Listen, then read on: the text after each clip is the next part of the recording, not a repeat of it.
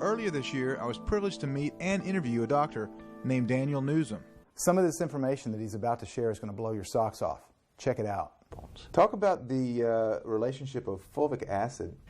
Okay, as I think a compost, okay, as compost breaks down, okay, it ends up in this black soil, okay? That's good stuff. Good stuff. And the reason it's good stuff is that decomposition, you took 50 pounds of waste, okay, and it decomposed down to 5 pounds of, say, of soil.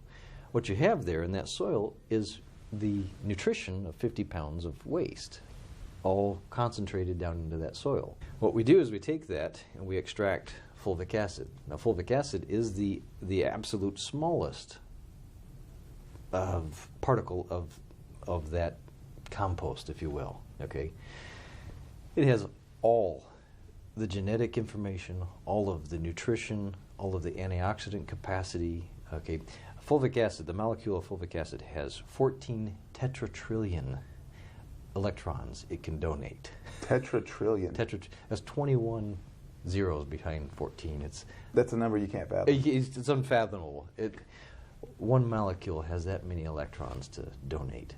And that's one of the problems with free radicals. Sure. It is a free radical quencher. And it's so tiny that it works on the outside of the cell, works on the inside of the cell, and works on the various components of the cell. Most importantly, it works in the mitochondria, the generator of the cell, the power generator for the cell, okay? In the Krebs cycle, the energy cycle that the mitochondria has to go through to produce cellular energy, ATP, carbohydrate is split, okay? You have a carbon and hydrogen bond that is split, okay? And when that happens, energy is released in the mitochondria, produce ATP. ATP goes out to the rest of the cell does its job. Problem is, when that happens, you have a carbon fragment and a hydrogen fragment. Okay. And those are called free radicals. Okay, we call them cellular debris, free radicals. In essence, it's kind of like if you had a wood stove and you burnt wood in there for a week and never clean the ash out. Mm-hmm. Eventually, the wood's full of ash and you can't burn anything. Yep. That's what happens with our cells and causes them to die. Okay, they have so many fragments of nutrients floating around in them that it snuffs the cell out. It can't burn anymore. Okay, it can't metabolize anymore. Fulvic acid goes into the cell and can convert all of those fragments of nutrients back into nutrition. Wow. It's some cool stuff. That's very cool stuff. Very cool stuff. I've never heard of that before. And nothing else does that, is the thing. So it's an anti-aging agent, okay? It's an antioxidant agent. It's a molecule that will carry electricity, okay? So it acts as an electrolyte in your cell without minerals. It's one of the, it's a phenomenon. It is. It's a phenomenon.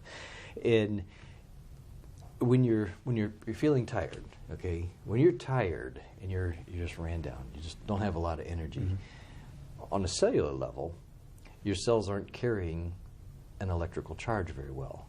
So if we can recharge the battery, quote unquote, mm-hmm. All of a sudden you have energy again. Things start functioning the way they should. They have the electricity to operate, okay? And our bodies are electric. They're electric, exactly. Now, this whole function here of, enhancing the electrical capacity, converting free radicals back into nutrition is all wonderful, but fulvic acid also acts as a delivery system, okay?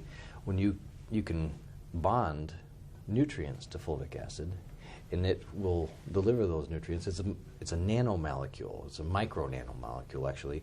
It's smaller than nano. Okay. Therefore, it crosses all barriers in the body. Blood-brain barrier, everything. Okay. Everything. And it can carry nutrients to whatever tissue, whatever cells, wherever you need them to go. deliver the nutrients. The interesting thing about it, though, is once it delivers the nutrients, it will take the waste or heavy metals or pesticides or you name it, anything that the cell doesn't want or anything that's harming the cell, pick that up. It'll bond that let's say mercury to fulvic acid and carry it out of the system. Okay, so you get this exchange that happens there. So I tell everybody it acts as the UPS man and the garbage man at the same time. Wow. Delivers its package, picks up the garbage, and takes it out. So when it comes to the cancer cells have very low electrical activity. So if we can raise their electrical activity, which fulvic acid does, we kill them. We kill high electrical activity kills cancer cells. Here's everyone in history that had cancer at the moment they were hit by lightning. Everyone that survived lightning strikes that had cancer didn't have cancer after they were hit by lightning. No kidding. No kidding. Across the board, every cancer patient that Because that electrical energy killed the cancer. And Just so that's wiped what it right fulvic out. acid does. Fulvic acid has that electrolyte capacity to raise the electrical activity in the cells, and it destroys cancer cells that way. And everything just happens faster. We can get them well faster with the fulvic acid. Our next story has some ingredients that are, shall we say, less than inviting at first glance. Oh, I don't know. How do you feel about things like acid, fungus, and dirt?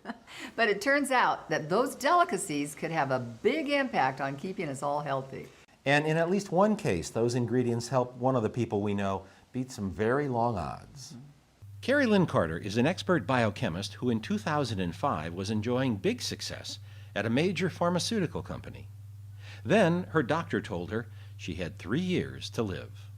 I received a very serious diagnosis of brain cancer, and I knew that because of what I saw my father go through. He passed away 3 years before I received my diagnosis of the same thing.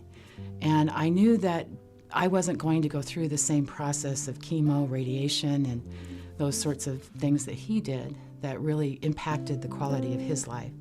And mine was also inoperable. It was in my thalamus, a very, very sensitive structure in the brain. And I happened to go down to the Yucatan Peninsula, and I was introduced to several healers down there, some of the Mayan elders, as well as an individual by the name of Drunvalo. And that's where I learned about these substances, fulvic and also humic. I came home to the States. Being the biochemist, I learned about the science, how it worked. I learned about how to make them, how to find the best sources of the raw materials to make the products. And as I began to take these substances myself, things started to happen in my body. Things started to get better. Things started to, to just start being more well. I actually went in to have an MRI a year after that time, and it was regressing, the glioma that was there. And I had another one, and it was also regressing. And I knew at that point that I was home free. Fulvic has been used for thousands of years, and from ancient Chinese medicine to Ayurvedic medicine in India for many thousands of years. It was actually written of in ancient Sanskrit text. Dr. Jerry Tennant in Irving, Texas, is a big fan of her work. He's a nationally known expert on energy medicine, and he says humic and fulvic organic acids are essential to optimum health for our cells. One of the most important things on the planet is fungus. And of course, most of us, when somebody says fungus, we go, ugh. But the reality is that without fungus, we'd all be over our eyeballs in dead leaves and dead animals, because the purpose of fungus is to take dead organic material and turn it back into dirt.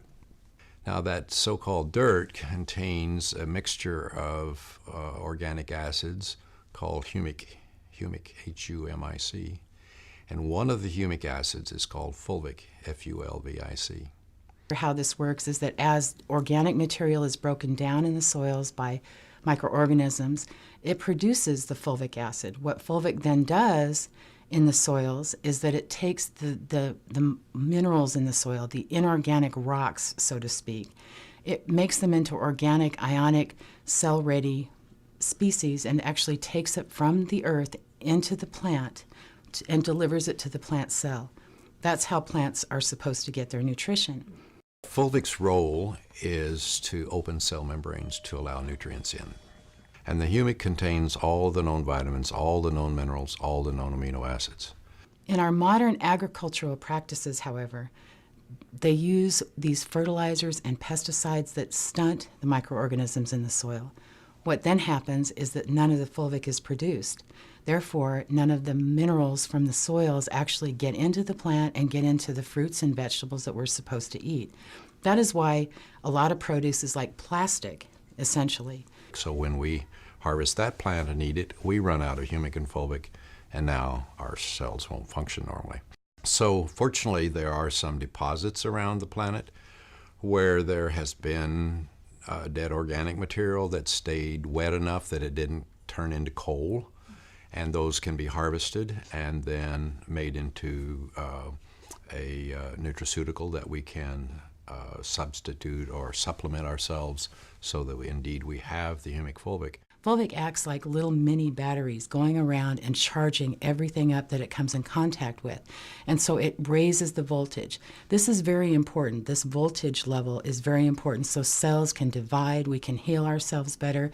When our cells' membranes are fully charged, then nutrients can get inside the cell easier.